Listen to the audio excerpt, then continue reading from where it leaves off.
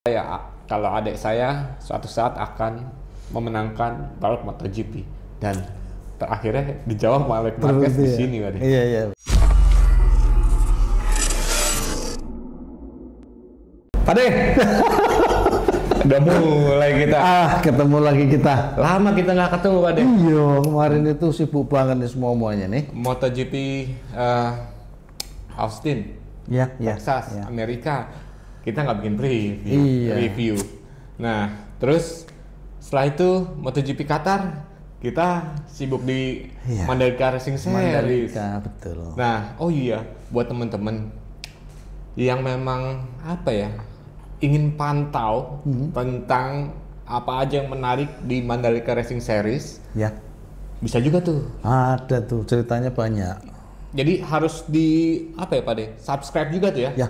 Mandalika Racing Series akun YouTube-nya. Ya. Jadi bisa tahu banyak informasi yang terjadi di MRS 2025. Kejurnasnya banyak tuh. Nah, itu dia. Banyak hebat-hebat, pembalap kita hebat.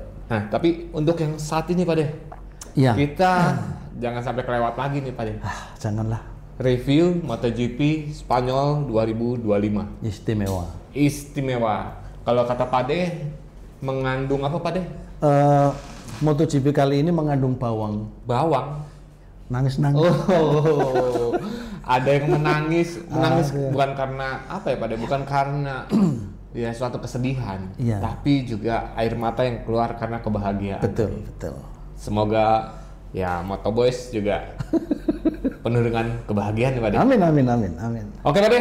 Oke. Kita akan review. Untuk itu simak terus dan gas. Gas. Gets straight at the inside of Bagnaia into turn 7.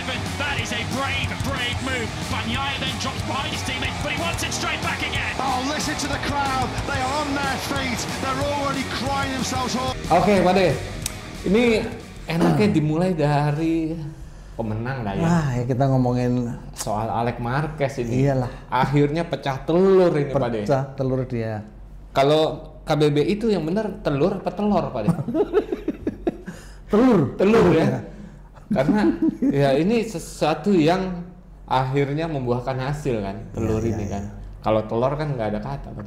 Iya, iya. Nah, akhirnya Alex Marquez menghasilkan predikat sebagai pemenang MotoGP. Pemegang klasemen sementara Pemegang. dan dia juaranya itu. Dengan selisih 1 poin dari Marc Marquez. Iya. Dari sang kakak gitu kan. Ya itu tadi Pak De bilang, Alex menangis bahagia, ibunya menangis bahagia, terus sudah gitu juga pacarnya juga menangis bahagia. Iya, betul. Semuanya nangis tuh di situ. Itu dia kecuali Marc Marquez. Alasan kenapa gue masih bisa tersenyum di MotoGP Spanyol, Ya. karena kemenangan Alex Marquez. Ya, betul. Menurut Pak De, yang membuat Alex Marquez akhirnya meraih kemenangan pertamanya di MotoGP, ini apa nih, Pak De? Ya, kalau ngelihat dari catatan waktunya memang dia paling konsisten kali ya, Ya. kalau boleh dibilang. Dan beberapa kali justru dia itu mencatatkan waktu yang cukup spektakuler lah Ya. di sirkuit itu ya. Yang menjadi menarik kemarin adalah dia bisa menahan diri. Oke. Nah, ini kuncinya menurut aku sih. Kuncinya ya, Pak De? Kuncinya dia bisa menahan diri walaupun ketika dia sudah memimpin balap, dia ini terganggu konsentrasinya. Itu dengan membayangkan yang hal yang menjadi impiannya lama. Oh, oke. Ini tantangannya. Ya. Jadi dia membayangkan nanti podium gimana, nanti tim gua gimana happy-nya, gimana gua senengnya gitu. Tapi saat itu pula dia kemudian sadar bahwa aku harus tetap fokus. Ya. Fokus balap. Nah, yang menjadi lucu adalah ketika dia fokus balap ini bukannya kendor loh ya, gitu. Malah digas terus sama Ya. dia. Ini ketika ditanya, lu fokus malah ngegas terus, padahal jarak lu udah jauh. Dia bilang, kalau saya rehat, Ya. saya santai, itu malah justru berpeluang saya tidak fokus. Jadi dia akan gas terus, memanfaatkan atau memaksimalkan pengereman-pengereman yang dia Kuat di sektor iya, itu, Pak De? betul, iya. Hmm. Kira-kira itu. Ya. Karena Ya memang sih Pak De bilang tadi membayangkan apa gitu kan ya, kemenangan gitu kan, apalagi kemenangan pertama. Ya itu dia terinspirasi sama Jorge Lorenzo Pak De. Meraih kemenangan di situ gitu kan. Nah, ini gue momennya pas banget nih. Karena kalau menurut saya ini memang mestakung, artinya semesta mendukung dari sisi apa ya? Penonton yang datang ke sirkuit itu aja udah 220 ribuan lah ya. Dan Carmelo Ezpeleta aja sendiri bilang, saya sepanjang hidup saya di MotoGP ini nggak pernah nih mencapai 220 ribu untuk penonton yang datang ke Jerez gitu kan. Dan baru kali ini gitu loh saya merasakan ini, dan ini bikin saya merinding gitu kan. Nah ini mungkin juga salah satu motivasinya Alex Marquez untuk betul. Bisa juara di kampung halamannya gitu kan, di Jerez gitu kan. Walaupun emang antara Jerez sama Aragon nih kampung halamannya yang lebih dekat Aragon gitu kan, tapi ya sesama Spanyol lah ya Pak De. Jadi ya memang gua harus mendapatkan kemenangan pertama gua di ya Spanyol, di Jerez ini gitu kan. Nah kalau menurut aku juga Pak De, ya tadi Pak De bilang bahwa Alex ini emang konsisten ya. Ya betul. Terutama di apa ya, di tikungan yang memang menurut pembalap lain ini agak sulit. Ya di turn 11-12 itu pada yang tikungan ke kanan-kanan ini emang agak sulit gitu kan. Tapi justru Alex Marquez malah bisa memanfaatkan tikungan itu untuk menjadi ya benefit marginnya dia untuk menjauh dari para pembalap lain kan Pak De. Iya betul. Menjadi menarik ya Pak De. Menarik banget itu. Tapi apakah apa ya? Ini hanya imajinasi saya Pak De, bahwa dengan Alex yang memakai Ducati GP24. Iya betul. Sementara Marc Marquez, Pecco Bagnaia, bahkan Di Gia yang memakai Ducati GP25 ya 24.5 atau whatever lah gitu Pak ya. Istilahnya di atasnya GP24. Ini kok justru GP24 nih seolah menjadi the best bike ya. Iya, the best bike dari Ducati GP gitu ya Pak De. Kalau menurut Pak De gimana nih? Iya betul. Sebenarnya kalau misalnya kita ngelihat dari beberapa statement Pecco maupun Marc Marquez itu memang masih ada satu kendala besar yang belum ditemukan. Tapi gejalanya sudah tahu. Gitu ya. Gejalanya sudah tahu, masalahnya sudah tahu, tapi belum ketemu solusinya. Kira-kira gitu. Nah, mumpung kita ngomongin ini Pak De, mengenai solusi, ya ini Marc Marquez nih Pak De, yang istilahnya memang ya di sprint race dia menang telak gitu ya Pak De. Betul. Tapi ketika di main race, ini akhirnya dia crash nih Pak De. Ini apa yang terjadi oleh ya istilahnya yang diharapkan oleh sekian ribu penonton yang ada di sirkuit gitu kan, Marc Marquez bakal juara, tapi ternyata justru crash gitu. Ya, jadi di statementnya dia memang dia bilang bahwa akan ada analisa gitu ya, yang dilakukan berarti sehari setelah balap kan mereka akan ada latihan kan ya di sana. Akan ada sesi tes resmi yang memanfaatkan satu hari itu untuk pengembangan di race berikut ya Pak De. Ya betul. Nah di situ Marquez bilang bahwa masih dianalisa apakah saya nikung kelebihan 1 derajat, gitu ya, artinya terlalu miring, berarti losing grip depan, atau oleh sebab lain, gitu ya. Sebab lain ini ada korelasinya dengan kesulitannya Pecco, yang sama-sama menggunakan motor yang sama. Jadi Pecco juga bilang bahwa ketika dia berada di satu motor, di belakang satu motor yang sama-sama kencang, itu ada momen di mana ketika di brake, nge-brake depan, itu akan kehilangan grip. Nah apalagi kalau di depannya 2, seperti yang terjadi di Marquez, Marc Marquez. Dia begitu nikung begitu terus dia tiba-tiba hilang gitu depannya. Dia tanpa tanda-tanda, dia nggak merasakan apa-apa tuh, nggak merasakan apa-apa tuh, tiba-tiba hilang aja gitu. Makanya padahal itu tuh bisa dibilang tikungan 7, tikungan 8. Ini tikungan superior buat dia. Istilahnya ya kalau Alex 11-12 dia bisa memanfaatkan tikungan itu untuk menjauh dari pembalap lain, sementara Marc Marquez 7-8 ini tikungan favorit dia karena ke kiri kan Pak De? Iya betul. Justru di situ dia akhirnya malah jatuh gitu ya Pak De? Jadi makanya begini, yang kemarin itu ya si Alex juga bilang dengan fenomena turbulensi motor di depannya yang mungkin mestinya kacau itu kan menyulitkan motor di belakangnya. Makanya selepas dari start itu gimana caranya mereka akan lomba-lomba habis-habisan untuk di depan. Supaya tidak terkacaukan oleh turbulensi motor di depannya. Nah itu makanya yang Alex sempat hampir nabrak Marc Marquez ya segala macam itu karena itu sebenarnya. Saya ngotot banget untuk lepas ke depan gitu. Nah apa ya Pak De, kalau aku bilang ini ya keluhan yang memang ya Bagnaia juga pengen cari tahu ya Pak De? Ya, jadi belum ketahuan nih. Jadi mereka sudah tahu penyebabnya, tapi sudah dikomunikasikan ke bagian aerodinamika, kemudian ke teknisi segala macam. Itu mereka sedang berpikir banget ini. Seperti apa menyelesaikan atau solusi dari kena turbulensi yang turbulensinya itu panas gitu. Jadi kalau turbulensi dingin gitu kayak mungkin di mobil kita jalan raya kita ngikutin bus gitu. Turbulensinya kan malah teratur sehingga kita ngikutin bus. Kalau mobil itu kan jadi tol enak banget ya, enteng, irit gitu kan. Dan kalau di belakangnya motor MotoGP, itu kacau banget itu, membuat depannya tuh nggak karu-karuan gitu. Ya performa ban juga jadi turun kali ya. Iya, mestinya turun karena terlalu panas ya Pak De. Iya betul. Dan akibatnya juga ya ketika cornering gripnya mulai nggak sebaik ketika ban itu sedikit lebih adem lah gitu ya. Iya betul.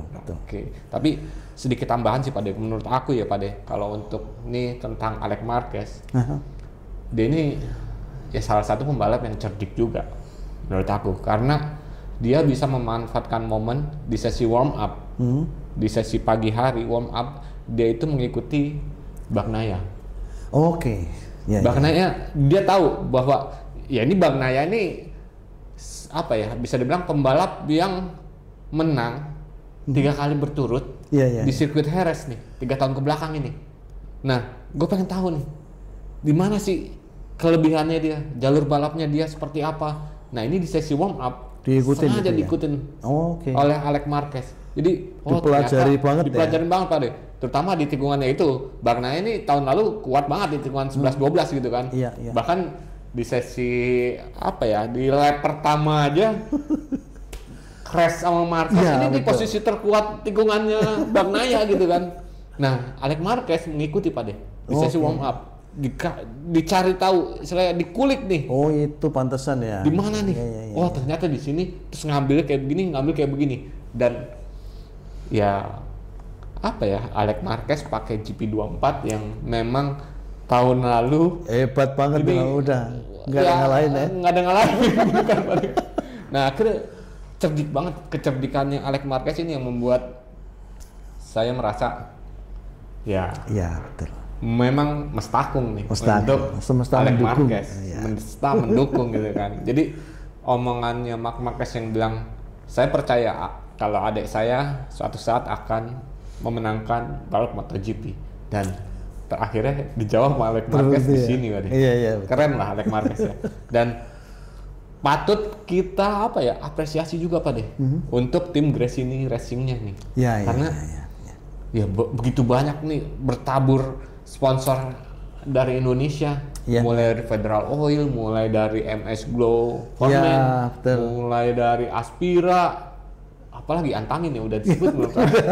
Ini banyak banget dan akhirnya menang dia ya, luar biasa. Alex Marquez bisa memberikan kemenangan untuk para sponsor-sponsor Indonesia. Karena kan kalau tahun lalu mungkin dipersembahkan oleh Marc Marquez gitu kan. Nah, sementara untuk tahun ini kan belum ya Pak De. Iya betul. Dan akhirnya itu dipersembahkan dari Alex Marquez. Nah, Pak De, kita kan bicara tentang seorang Quartararo. Menurut Pak De, layak nggak kalau Quartararo menyandang gelar Man of the Race? Aku rasa sih ya. Kenapa Pak? Apa namanya?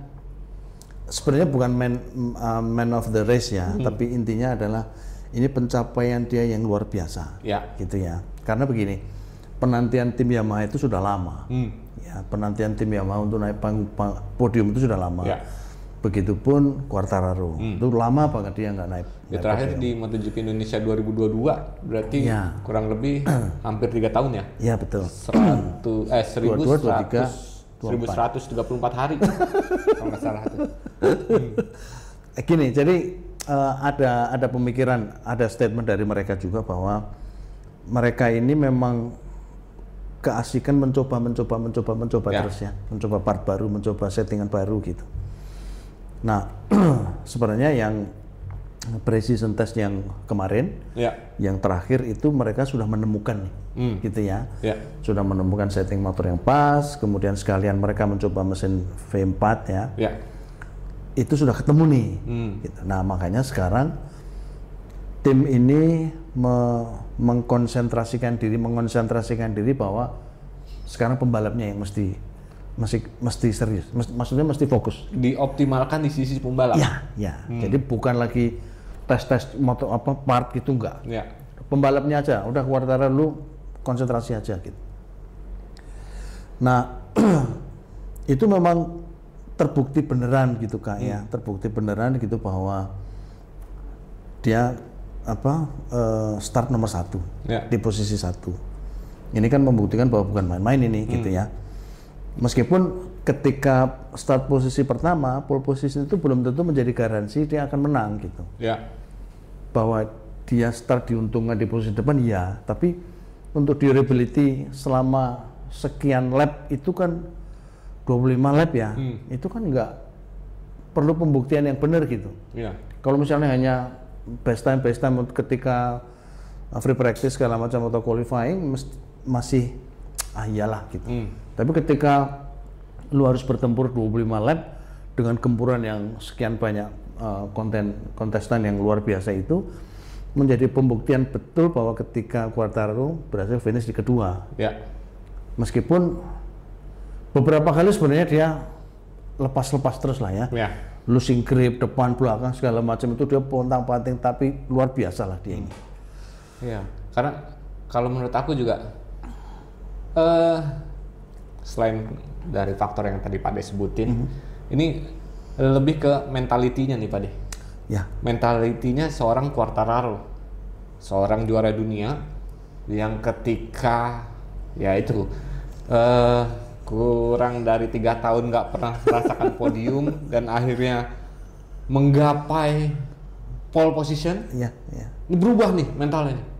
Dan sayangnya apa ya Pak De? Kalau menurut aku memang agak sedikit kelepas ketika di sesi sprint race. Udah lama nggak duel dengan seorang Marc Marquez dan dia mencoba memaksakan untuk tetap mempertahankan line-nya, akhirnya crash nih kan Pak De. Betul. Dan ketika di sesi main race dia mencoba untuk lebih kuat lagi nih Pak De, lebih kuat lagi dan mencoba untuk bermain lebih aman nih. Dan memang akhirnya itu terbukti kan di sesi main race nih. Ditambah lagi memang Pak De? Basic setting yang tadi Pak De bilang bahwa Yamaha sendiri sekarang ini udah nggak mau mencoba banyak part lagi, tapi dari Quartararo ingin memaksimalkan potensi dari para pembalap karena secara base ini udah cukup nih. Walaupun memang kalau kita lihat di straightnya untuk menuju tikungan 6, lepas dari tikungan 5 menuju tikungan 6 nih memang agak sedikit kekejar oleh Ducati gitu Pak De. Tapi kan di tikungan ini mulai ninggalin lagi betul. Di tikungan malah lebih cepat itu Yamaha. Apalagi dengan Jerez yang sirkuitnya kecil kan Pak De. Beda cerita dengan Buriram ataupun memang yang punya banyak trek-trek panjang, bahkan mungkin di Aragon gitu Pak De ya. Ini mungkin marginnya nggak segede ketika Quartararo tarung di sirkuit Jerez nih. Betul. Nah, menurut aku cerdiknya Quartararo juga itu sih Pak De. Bahwa dia bisa memanfaatkan kelebihan Yamaha untuk bertarung di sirkuit kecil seperti Jerez ini gitu sih. Kalau menurut aku ya Pak De.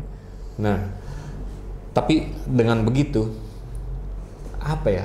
Ya layak lah ya Pak deh bahwa Quartararo ini man of the match-nya, man of the race-nya MotoGP Spanyol gitu kan. Karena Bagnaia sendiri mengakui bahwa yang harus diapresiasi banyak nih ya Quartararo ya. Dengan motor yang lebih lambat tapi bisa gitu loh untuk ya di podium kedua dan bahkan mungkin sebelumnya juga punya peluang untuk jadi juara di MotoGP Spanyol. Ya gitu. pokoknya hati-hati kalau misalnya nanti ketika masalah Ducati udah selesai nih yang depan itu, nah itu bahaya tuh buat kontestan lain nih, karena sampai sekarang kan belum ketahuan tuh. Jadi ketika Pecco Bagnaia itu sudah mulai dekat, ngebrake hilang, gripnya menjauh lagi, ya gitu-gitu tuh. Nah, nggak ini bisa. kita tadi Pade menyinggung Pecco. Sekarang kita ngobrolin tentang Pecco juga. Ya tadi sebagai pembalap yang memenangkan 3 seri, bukan 3 seri ya, itu 3 tahun terakhir lah ya Pade. Ini tiba-tiba sekarang akhirnya Bagnaia tak berdaya. Ini apa Pak De? Ya, yang menjadi keluhan Bagnaia ini? Ya keluhan Bagnaia masih sama ya. Jadi dia merasa belum comfortable dengan GP 25.5 gitu ya. 24.5. 24.5 gitu ya. Karena masih ada kekurangan, terutama bukan di top speednya, bukan di keluarnya, tapi justru ketika berada di belakang motor lain. Oke.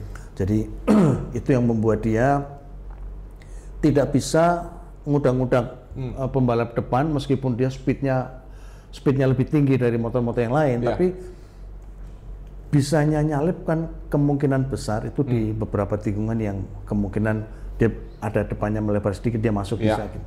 Tapi ketika itu akan dilakukan, setiap kali dia melakukan itu grip depannya hilang, hampir hilang, dia merasa hilang gitu.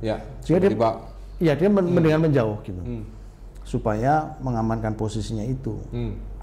Nah, dia bilang ini harus menjadi PR di timnya Lenovo gitu ya, Ducati gitu, bahwa supaya kalau misalnya selesai, barangkali akan lebih leluasa lagi dia untuk memacu motornya. Sebenarnya kendalanya hanya itu. Jadi lebih ke bagian depan ini Pak dia. Iya. Lebih ke bagian depan, dan ya itu dia, kalau pembalap yang memang akhirnya nggak confidence, nggak percaya diri kan susah. Ya repot ya Pak dia. Susah. Gimana mau ngegasnya nih kalau nggak percaya diri, gitu kan. Nah selain itu Pak dia mungkin ada masalah lain tentang Bagnaia. Kalau yang setahu aku itu sih sebenarnya kalau motor sudah oke, kemudian ke dia sendiri kalau misalnya sebenarnya kan jadi gini, banyak orang menduga bahwa persaingan tim Ducati pabrikan ini kan merekrut dua singa gitulah ya. Ada 2 matahari di situ. Berharap ada benturan-benturan keras, karena kan sebelumnya kan mereka musuhannya serius gitu ya. Tapi ketika mereka berada dalam satu kandang, ternyata kok jinak-jinak aja gitu ya. Selama ini jinak-jinak nih. Sudah sampai 5 seri. Nah, kemarin itu sebenarnya kita akan berharap akan menjadi seru. Ya, fight-nya lamaan lah gitu ya. Fight-nya kan memang ada benturan juga kan waktu itu di lap ke-3 apalagi ke-2 gitu. Ya, itu benturan. Everybody seneng banget nih. Wah, ini kita lihat di benturan. Si Marc jatuh. Jadi nggak lama nih. Iya, tapi si Bagnaia bilang bahwa ini bukan sebuah kesengajaan gitu, karena si Marquez nggak lihat gua masuk gitu. Kira-kira itu aja sih. Jadi lebih kepada memang ya ini murni balapan lah gitu Pak De.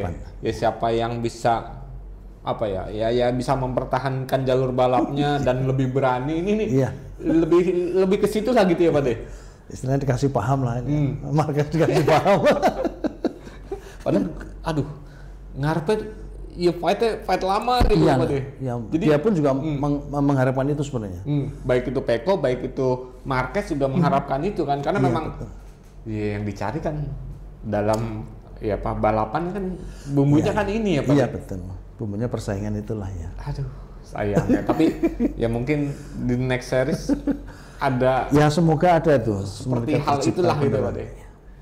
Nah, Pak De, kalau kita bicara tentang ya tadi tuh 4 pembalap itu yang memang ya punya peluang lebih gitu ya untuk menjadi juara di MotoGP Spanyol 2025 itu kan. Dan terbukti Alex yang akhirnya menjadi juara. Tapi di belakang itu Pak De, Nah, ini ada hal-hal yang menarik. Ya kalau menurut saya nih, harusnya kemarin yang di Qatar bisa ya berlanjut di Jerez itu gitu Pak De. Maverick Vinales Pak De. Ini tiba-tiba dung keempat, bahkan ya di last lap aja udah selisihnya sekitar 0,6 detik dari Pecco gitu kan Pak De, 0,7. Nah ini nih apa ya, apa yang membuat seorang Maverick Vinales ya akhirnya bisa seperti itu Pak De? ya ada beberapa sinyalemen kemarin yang apa namanya motornya sebenarnya tidak ada perubahan yang signifikan, dia pakai tetap aja gitu. Cuman menjadi catatan khusus bagi beberapa pembalap lain malahan gitu, bahwa ini Vinales ini sekarang kepercayaan dirinya tumbuh kencang gitu ya. Setelah beberapa kasus-kasus kemarin yang kurang mengenakan untuk timnya gitu kira-kira itu. Ya, jadi ya memang apa ya, omongannya Vinales bahwa gue nggak pernah dapet motor sekencang ini. Ya. Dan baru gue dapet di KTM nih. Karena mungkin ya secara speed kalau diperhatikan Pak De, ini selisihnya apa ya, kecepatan rata-rata ya, average speednya antara Ducati yang Alex Marquez, Pecco Bagnaia, Quartararo, dan bahkan dengan KTM ya, bukan dengan KTM, dengan 3 pembalap itu lah, selisihnya itu cuma 0,1 km per jam. Ini average speednya Pak De. Tipis banget ya. Tipis banget Pak De. Jadi aku ngeliat bahwa ya seolah nih baik itu Vinales dan KTM itu sama kayak Yamaha Pak De. Dan sama juga mungkin dengan Pecco. Artinya dia udah nggak mau mencoba banyak part. Ya. Tapi lebih sedikit ke detail-detailnya. Iya. Entah itu di bagian suspensi, entah itu di bagian aerodinamika gitu kan. Hanya ya sepersekian detik gitu, tanpa mencoba banyak part lagi. Betul. Jadi lebih memaksimalkan base setting yang sudah ada sampai sekarang, tinggal ke ya pembalapnya, penyesuaian dengan gaya balap mereka. Iya. Dan ini membuat ya Maverick Vinales akhirnya bisa Ke depan lah ya. lagi gitu kan. Betul. Bahkan Enea Bastian ini juga kan udah mulai naik lah catatannya. kali Pak De, ke-9 Enea Bastian ini. Sementara Pedro Acosta udah di 7. Iya, betul. Jadi kalau aku bilang bahwa ya ini ya cerdik nih. KTM udah mulai cerdik. Udah mulai ya. Udah mulai lah. Apa karena mungkin dari Pedrosa kemarin ditonton gitu. Lo nih gue udah capek-capek ngembangin gitu kan. Akhirnya ada motivasi gitu kan. Nah, Pak De kayak tadi kita sempat ngobrol sebelum mulai ini kan bahwa ada hal menarik nih. Ya ini gosip lah ya, gosip cerita sampingan gitu di sampingan. Gosip, digosok makin sip dong. Digosok masing sip. Itu khususnya ini nih sebenarnya, Spelata itu sekarang sudah mengeluarkan statement bahwa akan mengawasi ketat, gitu ya. Semua timnya akan mengawasi ketat perilaku kakak beradik Alex sama Marquez. Kenapa nih? Kok harus diawasi? Nah, jadi mereka ini tim MotoGP penyelenggara itu ada dugaan, mereka menduga bahwa ini kakak beradik ini kong kali kong nih. Gitu ya, kong kali kong dalam artian mengatur dirinya masing-masing, itu siapa menang, siapa kalah, siapa gitu, kira-kira seperti itu. Ada sampai segitunya Pak De? Iya. Dugaan dari Dorna? Iya. Spelata bilang begitu karena pertama kasus yang pertama banget yang melibatkan mereka berdua itu kan Alex sengaja lama di belakang sebenarnya untuk menaikkan tekanan angin ya waktu itu ya. Ya. Kemudian yang kedua masalah yang kemarin itu mereka masuk track dari pit ketika lampu masih merah. Berdua nih mereka. Sehingga Didenda tuh 2.000 euro kalau nggak salah ya masing-masing. itu dua-duanya. Tapi yang Alex malah lap pertama itu nggak dihitung. Kalau misalnya dia mencatatkan rekor macam-macam nggak dihitung karena sebab itu. Ya. Nah ini makanya mereka pihak Dorna akan mengawasi ulah mereka ini sebenarnya benar apa enggak gitu. Melakukan kong kali kong atau apa gitu. Ya. Tapi kalau melihat mereka yang hampir tabrakan segala macam yang kemarin itu Di Qatar mau tabrakan. Ya. Terus ya kemarin Ya, betul. di main race ya hampir aja tuh hampir. ban depannya Marquez kena kan. Makanya itu barangkali mestinya nggak terbukti kali ya, mestinya nggak terbukti. Tapi ya inilah pinternya mereka ini menggoreng yang terjadi di lapangan gitu ya, sehingga menjadi makin menarik dan orang makin penasaran melihat MotoGP gitu. Ya. Termasuk ketika tiba-tiba nih yang di Amerika kemarin kan Valentino Rossi tiba-tiba nyamperin Pedrosa gitu ya. Entah ngobrolin apa karena jauh gitu. Itu beredar berita bahwa tahun 2026 Ya. Acosta akan gabung ke VR46. Waduh. Wah ini kan Kayaknya enggak ada Pak deh. nah ya, makanya ini kan tiba-tiba kan beritanya kayak gitu Ya, gitu. ya. Nah siapa yang mengembuskan nggak ngerti nih. Karena Marc Marquez sendiri bilang ya kalau Pedrosa layak sih sebenarnya bergabung ke Acosta. Ya sorry Acosta bergabung ke tim yang lebih mapan atau apalah gitu. Nah padahal kan nggak gitu ya. Gitu. Jadi malah dugaannya malah ke Honda segala macam gitu kan. Iya, karena setahu aku malah akhirnya Acosta nih menandatangani perjanjian seumur hidup bersama KTM. Nah makanya kan sebenarnya ini kan pinter-pinternya ini ya gosip yang beredar di sana sehingga menjadi luar biasa gitu. Karena Liberty sini udah mulai dipegang sama Liberty, jadi seolah-olah ya kayak di F1 nih Pak deh. Iya betul. Digoreng Terus gitu. Kayak misalnya ketika waktu itu Marc Marquez yang di garis start 1 menit sebelum start kemudian dia lari ganti motor segala macam itu. Itu sekarang lagi dimasalahkan juga tuh sama Dorna. Ini siapa saja yang pihak-pihak siapa dari tim itu yang mengiyakan gitu ya, mengiyakan Marc Marquez untuk ganti motor. Itu dianalisa semua tuh, mau diselidiki lagi tuh gitu. Tapi kan apa ya Pak De, kalau menurut aku justru daripada membahayakan ya Pak De. Iya betul. Sekian banyak pembalap start dari pedok gitu kan, ntar tiba-tiba mau keluar selepas dari pit aja udah bisa ngegas kan sebenarnya Pak De. Betul. Nah ini iyalah tracknya pit out itu kan seberapa lebar sih Pak De? Nggak seperti track lebar lintasan Pak De. Nah ini justru membahayakan. Kalau menurut aku keputusannya race director untuk memberlakukan itu akhirnya di start dari position grid lagi itu udah tepat sih kalau menurut aku, karena dari sisi safety-nya udah pas gitu kan. Kalau menurut aku seperti itu gitu loh. Makanya jadi ya gorengan menjadi lucu sih sebenarnya Pak De ya. Aduh, menarik ini. Tapi selain itu memang aku ngeliatnya Pak De, ini di luar dari gosip ya. Iya. MotoGP memang kelas yang kelasnya para raja nih.